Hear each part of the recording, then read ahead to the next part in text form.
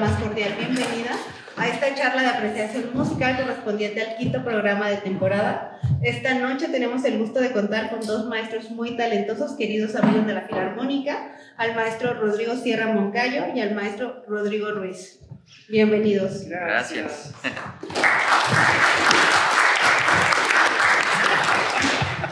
Muy buenas tardes, muchísimas gracias por la invitación. Siento que estamos defendiendo una tesis, qué bárbaro. Pero bueno, pues bienvenidos al quinto programa de la Filarmónica.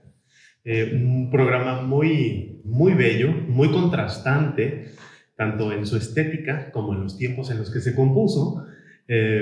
Y platicábamos, mi querido tocayo y yo, aquí afuera, tomando el solecito, que posiblemente la idea alrededor del programa, en la cabeza de José Luis Castillo, su titular, el director artístico de la orquesta, es que fuera música de compositores húngaros. Eso nos da para mucha plática, sí, y es un tema muy interesante. A platicar de eso. Porque ahí teníamos un poco de... disentíamos mi tocayo y yo acerca de los orígenes de cada uno de los compositores. El primero de ellos, pues por supuesto, es Franz Liszt. Un compositor cuyo origen, digamos, es más germano. Bueno, primero en orden de programa. Ah, perdón. No, sí, es el primero. Sí, por eso, pero no cronológicamente, en el sentido que Haydn es anterior, ¿no? No, claro, pero el programa abre con los preludios. Sí, por eso hago la aclaración. Perdónenme usted. Sí, por supuesto, o sea, el primero en hacer es Haydn, luego Liszt y luego Bartók, Bela, el más grande de los maestros. Pero el programa abre con los preludios. Una obra verdaderamente portentosa, es bellísima. Yo he tenido la enorme fortuna de dirigirla algunas veces y es un poema sinfónico. Habría que hablar un poquito acerca de qué es un poema sinfónico, mi querido tocayo. Bueno, pues es una forma muy sofisticada de decir música para orquesta que tiene una idea extra musical, básicamente, ¿no? Y que dura más o menos que una sinfonía. Creo que esa sería una forma muy simple de definirlo.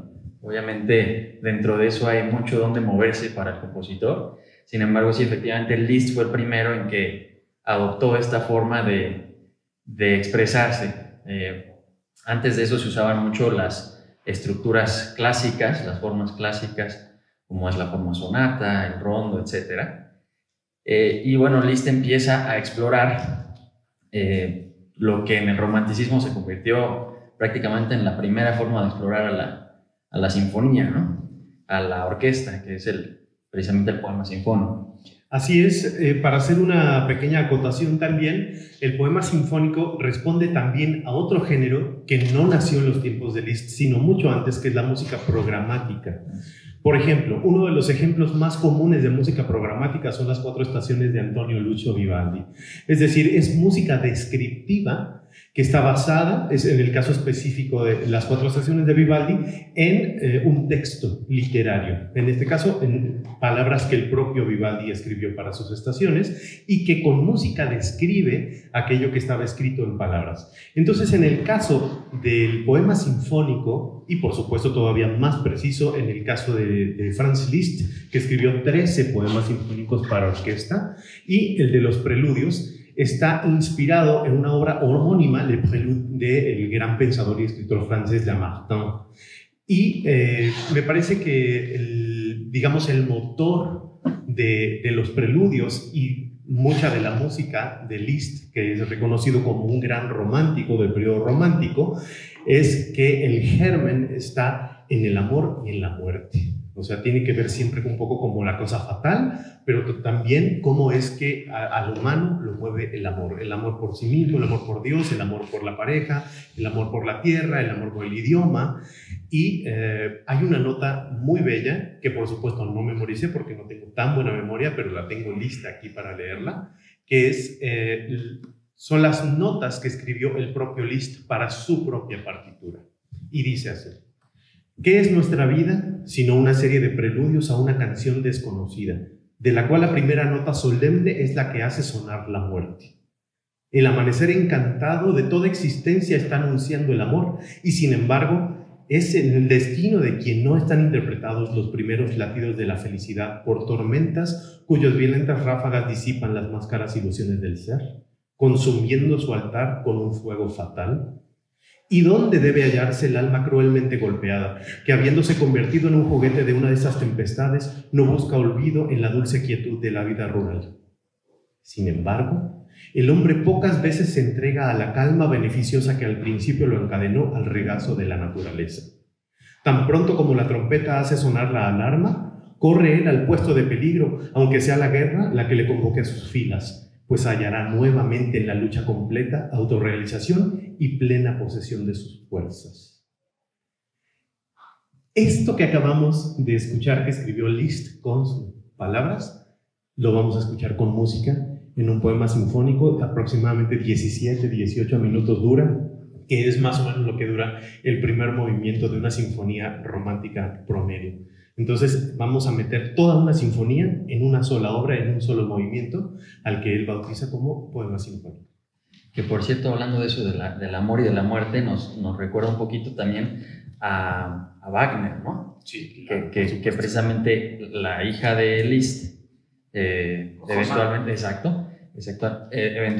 se casa con Wagner, abandona a Hans von Bülow y bueno, se va con Wagner. Y toda la obra de Wagner podríamos también definirla en esos términos, ¿no? Con lo que después al final él dice Liebestod, ¿no? Que es la muerte del amor, o el amor en la muerte.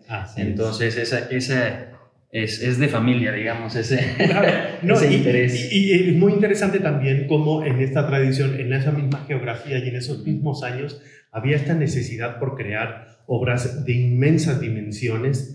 Cabe resaltar que en un par de semanas, un poquito más, en México se va a estrenar Parsifal. O sea, nunca se ha hecho Parsifal, que de hecho Wagner, nosotros escuetamente le llamamos ópera, pero Wagner le llama que es un festival escénico. O sea, y los dramas, porque Wagner no llamaba sus propias obras como óperas. Y Parsifal precisamente lo llama obra para la consagración del escenario.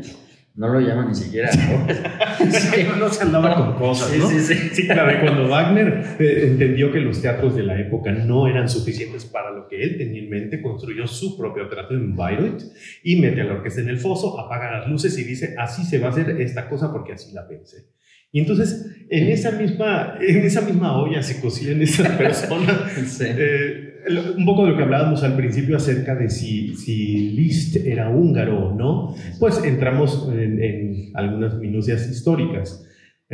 Liszt no habló húngaro sino hasta que cumplió 60 y tantos años de edad. Él hablaba alemán, era su lengua materna, y su tradición era básicamente germana. Sin embargo, formaba parte del imperio austrohúngaro, que en aquel momento pues obviamente tenía muchísima fuerza, y había una mezcla importante en las ciudades grandes de poblaciones alemanas, población inclusive un poco de Italia, inclusive había también húngaros de otras regiones de la Europa del Este, pero era mayormente su propia tradición germana. Pero creo que por ahí va un poquito el pensamiento del maestro Castillo, donde colocan un programa obviamente a Liszt, a Haydn y a Bartók, porque bueno, forma todo eso parte del pensamiento y del imperio austrohúngaro, ¿no? Así que ese es el tema precisamente.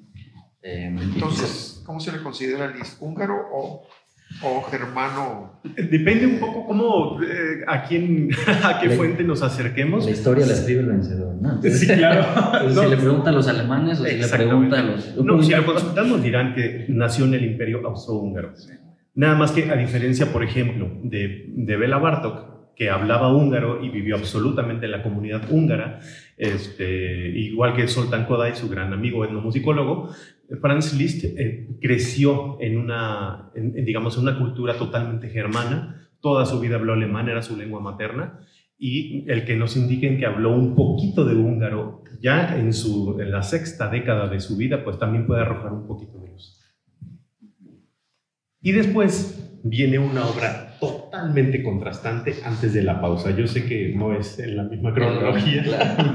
No es lo cronológico. Pero pues es lo que viene antes de la pausa, ¿no? Correcto. Y estamos hablando del primer concierto para piano y orquesta de Bartók Béla. Qué cosa más difícil, ¿no? O sea, es como pianista, o sea, es un concierto bárbaro. Absolutamente tremendo. El gran compositor húngaro, que también pasa una cuestión ahí temporal, que la ciudad en la que nace Béla Bartók, cuando él tiene alrededor de 40 años, forma pasa a formar parte de Rumania y cambia de nombre, de hecho.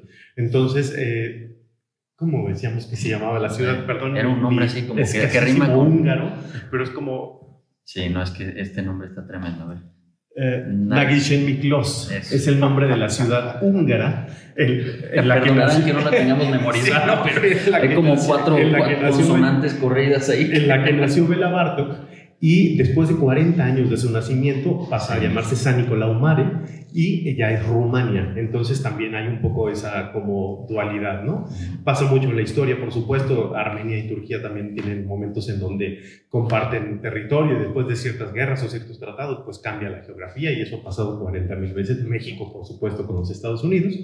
Pero bueno, en el caso de Béla Bartók sí es un compositor totalmente húngaro, su lengua materna es el húngaro, y vivió en Budapest gran parte de su vida, poco antes de... No recuerdo exactamente cuántos años antes de su muerte, se muda a los Estados Unidos y reside en Nueva York, que es donde finalmente muere, lamentablemente en 1945, lamentablemente porque se sabe que tenía muchos deseos de volver a Europa, y justo el año en que termina la Segunda Guerra, el maestro pues se enferma y fallece y ya no puede regresar a su amada Europa. Pero bueno, más allá de eso, Bartók tiene 3 conciertos para piano. El primero que vamos a escuchar esta noche a cargo del grandísimo pianista Gonzalo Gutiérrez, que es pianista del Cepromusic, esta agrupación de música contemporánea en Ciudad de México, de la cual el maestro Castillo también es titular. Es una de las obras pianísticas, tanto el primero como el segundo son de los conciertos más difíciles jamás escritos para el piano. O sea, son verdaderamente para destruir las manos del pianista. Inclusive hay alguna, no recuerdo ahora el pianista, pero escribía acerca del segundo concierto que cuando lo estaba estudiando pasó por un momento de parálisis. O sea, dijo, el segundo concierto de Bartók me paralizó las manos. Terminaba yo de estudiar o terminaba de tocar el concierto y el teclado tenía sangre, literalmente, ¿no? O sea, son conciertos absolutamente apabullantes, técnicamente hablando. Y aquí el tema es que Bartók mismo lo estrenó, entonces no es que escribiera algo que estuviera no fuera de los límites, sino que además lo comprobó él mismo, que bueno, que era posible, aunque muy difícil, y pues ya no le queda a los pianistas más que decir, no, pues sí se puede, y apechugarle. Sí. Pero realmente es una obra, también dentro de lo que, de la obra de Bartók, pues hay obras donde él es capaz de mucho liricismo, ¿no? Inclusive, pues conocemos el estudio que hizo de las melodías típicas de su nación. Entonces, este concierto no es lírico para nada, es completamente percusivo, ¿no? Sí, no escucharemos Rachmaninoff, no escucharemos Chopin, escucharemos música que es bastante más vertical, por así decirlo, bastante más rítmica, y por supuesto de una demanda técnica importantísima para el pianista. De hecho, se sabe que Bartók, cuando se estrenó su concierto, cuando lo estrenó y después escuchó las críticas y sobre todo ya se dio cuenta de lo que había escrito, porque finalmente recordemos que la obra siempre termina por independizarse del compositor o del autor, inclusive, ¿no? También las esculturas, las pinturas. Pero en el caso del primer concierto para piano de Bartók decía, creo que sí me quedó un poquito difícil. Un poquito difícil.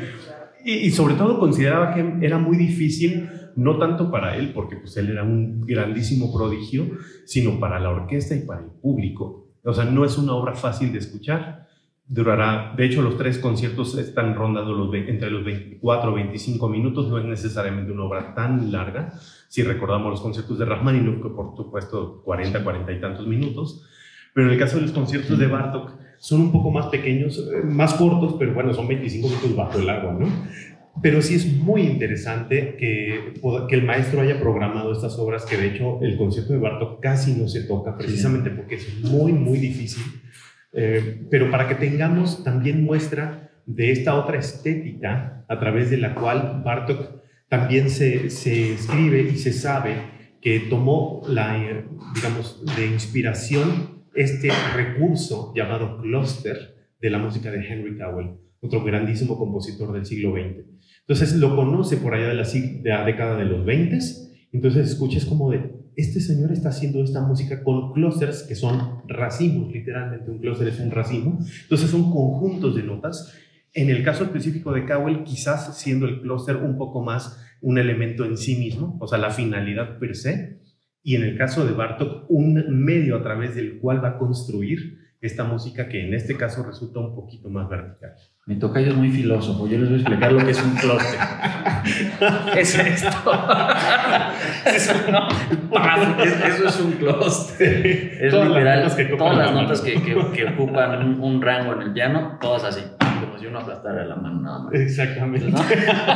Sí, como, no, hay algunas es muy obras. poeta, tocayo, es muy No, y hay algunas obras que de hecho están escritas así de tocar con ya sea todas las teclas negras o las blancas o todas las que se puedan con los antebrazos, ¿no? Y no es el caso de este concierto o de la música de Cahuel, pero es un conjunto no necesariamente melódico ni armónico de notas que deben tocarse juntas en el piano. Ahora, una cosa bien interesante, perdón, tenían un comentario. Es cierto. Es cierto. Sí, a falta de tener manos como Rachmaninoff, había que utilizar alguna otra herramienta. Y de hecho algo bien interesante de la orquestación del concierto es que inclusive el segundo movimiento omite completamente las cuerdas, ¿no? Sí. Y en general el uso de lo que son los alientos es muy prominente, o sea, mucho más de lo que sería acostumbrado a una orquesta donde se tiene también el grupo de las cuerdas, que normalmente predominan. Entonces también desde ese punto de vista tiene colores muy, muy diferentes a lo que quizás estamos acostumbrados o a lo que hizo a nosotros los conciertos también. Sí, totalmente. De hecho, el tercer concierto me parece que es como el más melódico, si pudiéramos llamarlo de esa manera. Sí, el segundo movimiento del tercer concierto, inclusive yo lo escucho y dentro de mi propia experiencia auditiva de las cosas que he escuchado o a las cosas a las que a mí me refiere, yo escucho tintes impresionistas o aquello a lo que se llama impresionismo.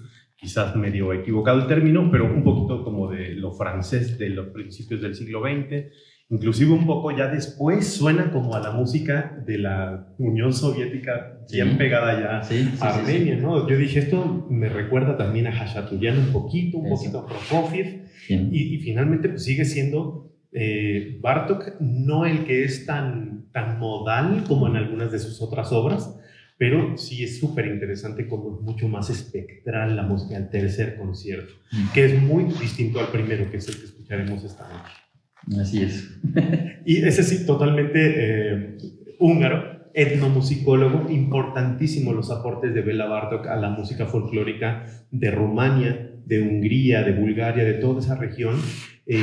Algunas de las melodías que él recopila, inclusive las utiliza en estos 6 volúmenes que compuso llamado Microcosmos, que son piezas en orden ascendente de dificultad para el piano. Porque aparte de ser un gran compositor y un pianista, también era un etnomusicólogo y era un gran pedagogo. Era el gran maestro de su hijo, ¿no? Entonces le escribía cosas para piano, para que él se pusiera a estudiar, y tenemos los 6 volúmenes y muchas de las melodías folclóricas están vertidas en los volúmenes del Microcosmos. Así es. Y después de que nos tomemos un cafecito en la pausa, de que platiquemos y veamos qué bárbaro es Gonzalo porque le salió todo y terminó exhausto, y ojalá después de eso nos regale un encore. Sí, ojalá. Pues escucharemos al gran padre de la sinfonía, o al que conocemos como el gran padre de la sinfonía, que es Franz Joseph Haydn. Papa Haydn. Papá Haydn, sí, no. Haydn, por supuesto. Sí, no, Haydn pues fue uno de los grandes maestros de Beethoven, y eso ya es mucho decir.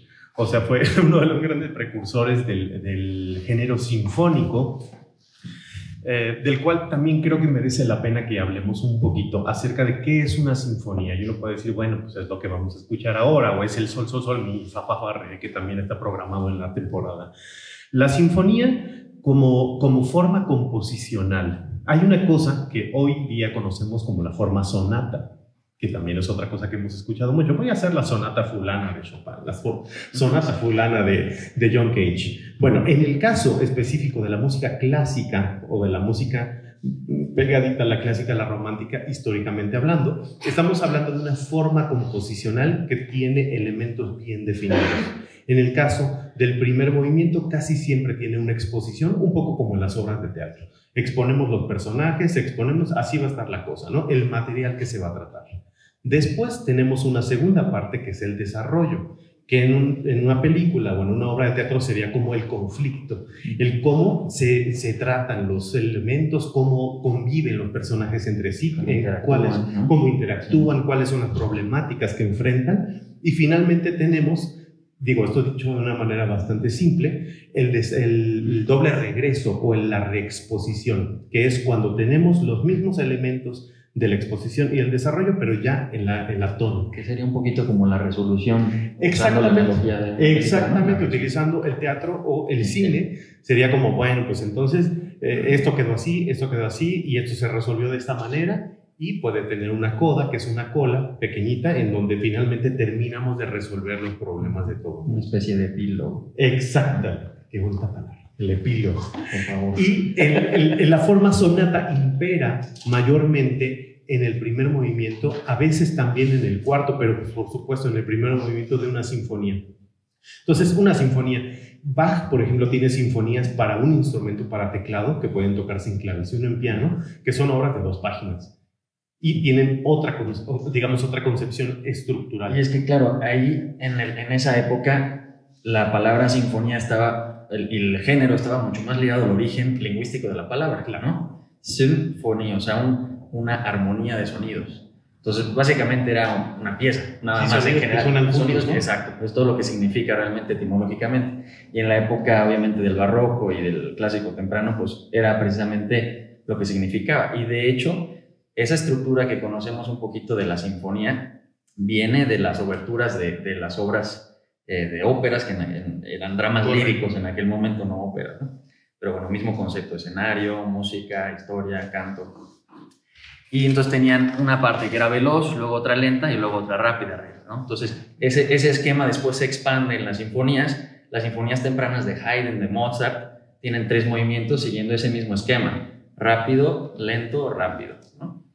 Y después se agrega una danza. Ya en las sinfonías más maduras de Haydn, de Mozart, empezamos a ver un minueto, una danza estilizada, completando los 4 movimientos de lo que para nosotros hoy en día quizás es lo que es una sinfonía más, entre comillas, normal o más típica. Claro. No, y de hecho fue la danza más popular de las barrocas, sí, que fue la que sobrevivió. El minueto. El minueto de entre la giga, la courante, la allemande, el aria, todo eso, lo que sobrevivió hacia ya los años clásicos de pues inclusive de Johann Christian Bach también, un poquito como ya pegándose al rococó y al galante, pegándose al clásico. Mozart, Haydn, por supuesto.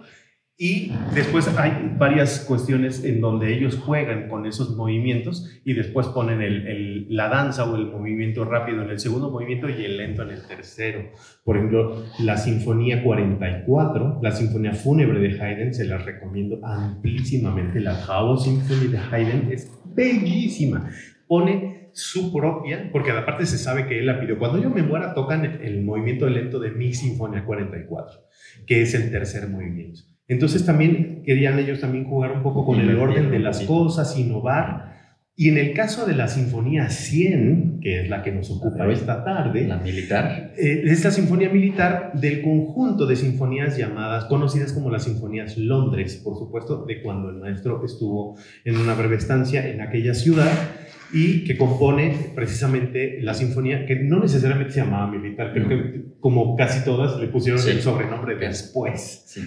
Y recibe este sobrenombre porque en el segundo movimiento tiene una fanfarria con trompeta y tiene ahí la participación de unos de percusión, que inmediatamente en la música, por lo menos en ese momento, nos evocaba a cosas militares. O sea, una fanfarria con el clarín o con una trompeta, y la percusión pues no podía ser otra cosa sino que la guerra. Y que, por cierto, hablando de eso, en un segundo movimiento, en la Quinta Sinfonía de Beethoven, que pienso que está programada en la temporada, ¿no? La quinta. Sí, es el programa que sigue. Entonces, también tiene un pasaje donde usa precisamente esos ritmos un poquito marciales, punteados, tam, papam, papam, con metales, trompeta, todo eso. Entonces, quizás Beethoven de su maestro aprendió uno que otro truquito. No, claro, y de hecho, cuando escuchemos al ratito la fanfarria, a mí me remite a 2 cosas inmediatamente, posiblemente también a ustedes.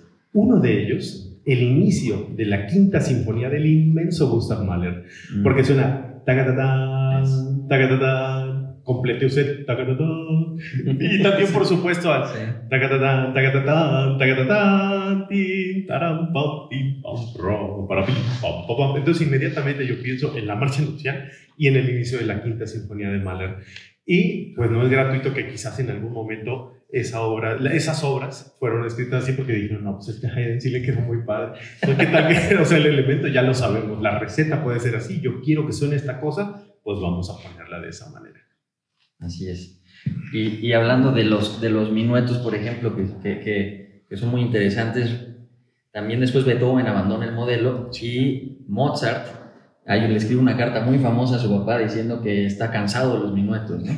Entonces, Haydn no se cansó hasta donde yo sé de los minuetos, porque desde que empezó a incluir minuetos hasta que terminó de escribir sinfonías, todas tienen un minueto. Sí, claro. Entonces, bueno, Haydn no se cansó, pero Mozart ya llegó a un punto donde dijo, tóquenlo lo más rápido que puedan porque para que llegue el siguiente movimiento, ¿no? Claro, sí, porque finalmente un minueto sí es 1, 2, 3, 1, 2, 3, tac. La primera sinfonía de Beethoven, si nos acordamos, también pone a manera como de homenaje o de respeto, de no me voy a salir del guacal, todavía no, al tercer movimiento que es el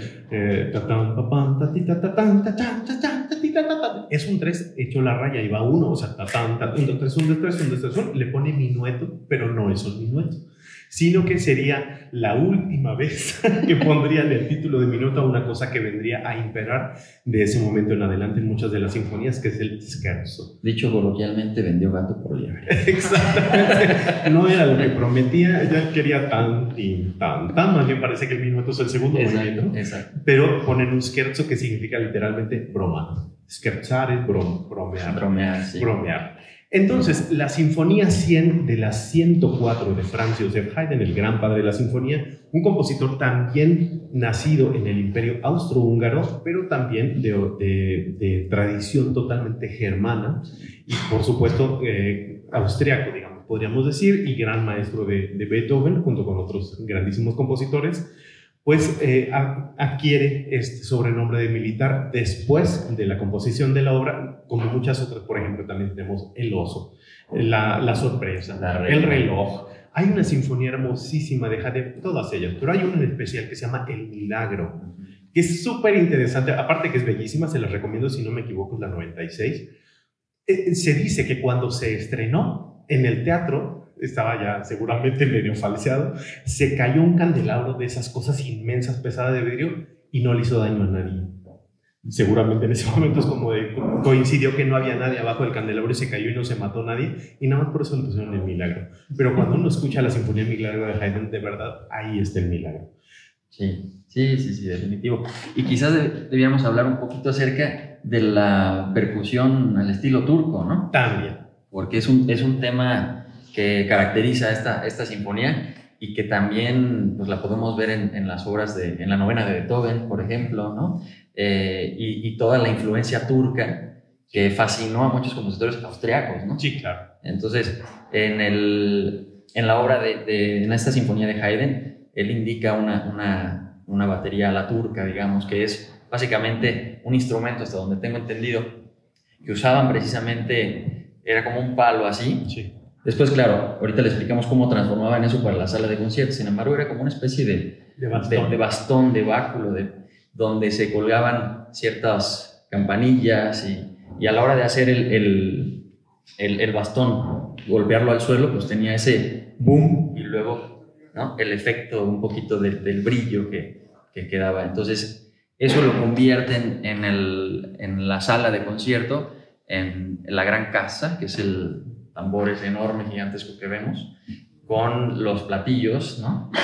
Muy utilizado por Rossini. Exacto, por Rossini también, y el triángulo.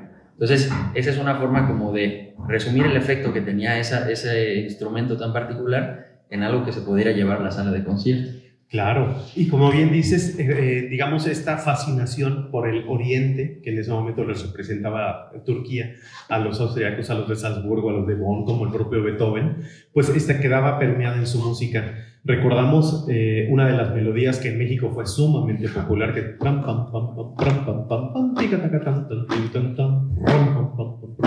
Las ruinas de Atenas, que por supuesto todo el mundo dice, ay, es la del Chavo. Pues sí, la del Chavo, pero son las ruinas de Atenas y es la marcha a la turca de las ruinas de Atenas. El quinto concierto de violín de Mozart también es apodado el concierto turco, que en el último movimiento tiene también un poco como el famosísimo Rondó a la turca, que es el último movimiento de la sonata en la mayor de Mozart, que es y yo como va.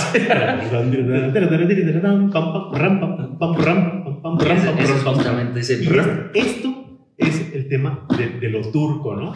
Por supuesto, el rato encerrado, que también era como esta onda de lo exótico de lo el turco en Italia, el turco en Italia, en lado italiano. Exactamente. Entonces, la música estaba también muy influida como por el imaginario, porque podríamos haber conocido o no la música, claro, así como ahora podríamos escribir músicas con ideas de otros países, o lo que nosotros entendemos, por ejemplo, por las pentatónicas, y decir, eso suena oriental. Pues sí, suena oriental, no sé, pero está en el imaginario. Un poco así funcionaba.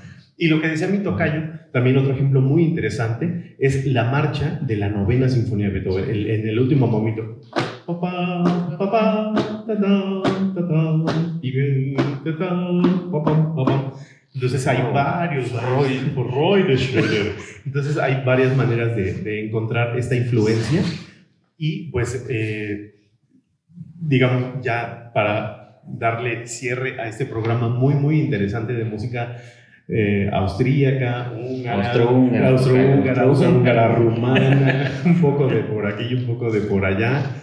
Lo que me resulta muy fascinante de todo lo que vamos a escuchar es la inmensa diversidad sonora. Es muy distinta la música de Haydn a la música de Liszt, que también sabemos que era un extraordinario pianista, ¿no? O sea, grandes obras, estudios trascendentales, conciertos, fantasías, las rapsodias, pero como orquestador también era inmenso, o sea, un gran orquestador.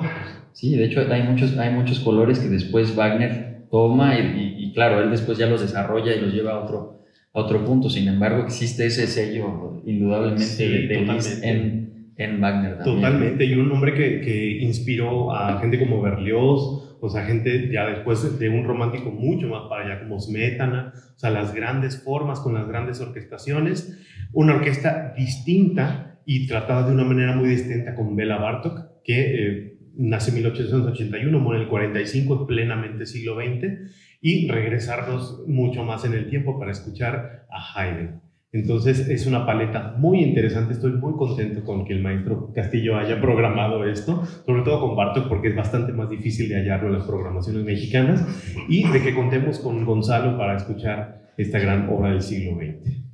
¿Algo que quieras decir? Nada más. Pues nada más, vayamos a tomarnos un cafecito. Muchísimas gracias por su presencia y esperamos que tengan preguntas. Si quieren decir no sé si tengan alguna pregunta o algún comentario.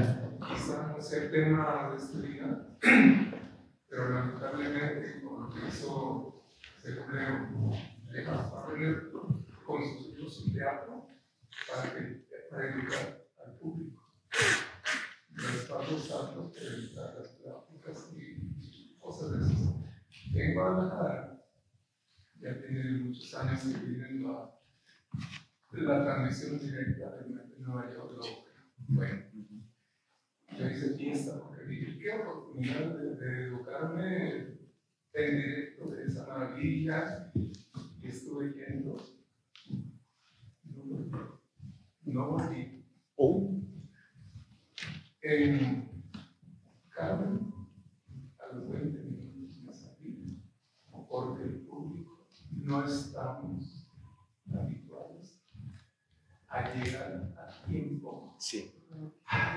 El teatro diario tiene doble cortinaje. Las dos cortinas abiertas, los diálogos, la regodera, y entonces yo hice un comentario a la administradora, incluso hice volantes diciendo todo eso. No, este tipo de espectáculos es como el número más difícil y más peligroso de un circo. Se cae por una estación, se cae el trapecista o una puerta. Entonces, ¿a quién le va a tocar educarnos? Porque es terrible. Ahora, y no, pero yo tengo, un día pasan una ópera que todo el mundo le rehuye por lo largo. Los maestros cantores de Nuremberg. Sí, claro. Y yo Y la disfruté desde como no era tanto, éramos en el teatro como 100 personas y nadie de crujir, Sí, claro. De comida. Es y me dijo, difícil. conocedor, dice, pero Marco, dice, tú no sabes que esa luz afecta a la comunidad. Sí. Entonces, maestra, yo quise hacer este comentario para ver de dónde nos educan, porque que dejar para empezar la reflexión, Sí, no entrar, por eso hizo su teatro. claro. Para que fuera como él decía. Totalmente. Entonces, quería hacer ese comentario que nos educan. Gracias. Yo creo que la comprensión del por qué venimos es muy importante, más que una imposición, ¿no? Wagner llega a hacer su teatro por motivos muy especiales, muy particulares. El primero de ellos es que, de hecho, qué bueno que el Degollado es así, porque me sirve de ejemplo perfecto. El Degollado está construido como toda la mayoría de los teatros europeos, que estaban diseñados cuando la realeza todavía existía, la aristocracia. Y todos los lugares alrededor de la herradura, en los balcones y los palcos y eso, eran designados para eso, para la aristocracia, y se iba poniendo según sus rangos. En el mero centro, si había un rey o el más alto en ese nivel, era el que iba al mero centro, ¿no? Y todos los demás alrededor. Sí. Y ustedes aquí han tenido quizás la experiencia de sentarse en alguno de esos balcones o palcos y saben que es, bueno, aquí ya les pusieron un poquito más así, hacia el escenario. Probablemente uno tiene que hacer esto y estar así toda la función para verlo.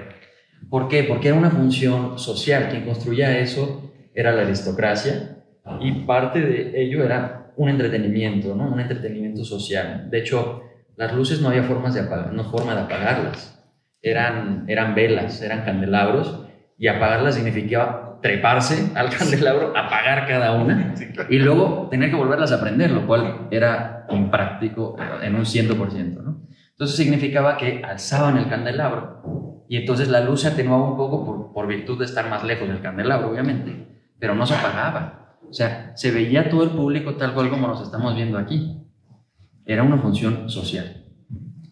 Cuando la música se recupera un poquito el pensamiento griego antiguo, que es el de la catarsis a través del arte, de una experiencia trascendental, de comprensión interna, de transformación a través de verse en un espejo, ¿no? Entonces es donde se empieza a hacer un giro. Y Wagner lo comprendió muy bien y entendió lo que tenía que hacer, porque ¿qué hizo? Un lugar donde estaba en medio de la nada, era un pueblito enano aquello donde lo hizo, sigue siendo un pueblito enano. El teatro lo hizo específicamente con todo para que uno quedara sumergido en la obra, ¿no?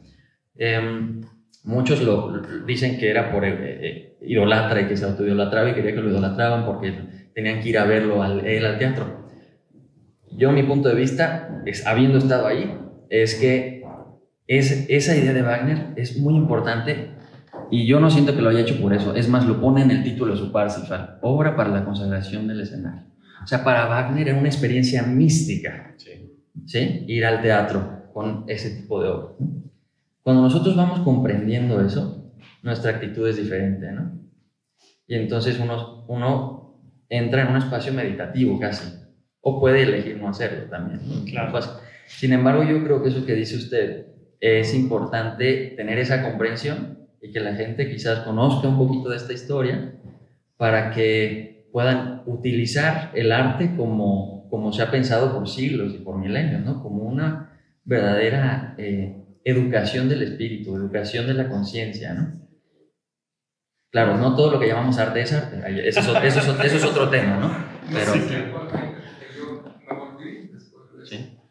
No sé si actualmente ahora es en Santander.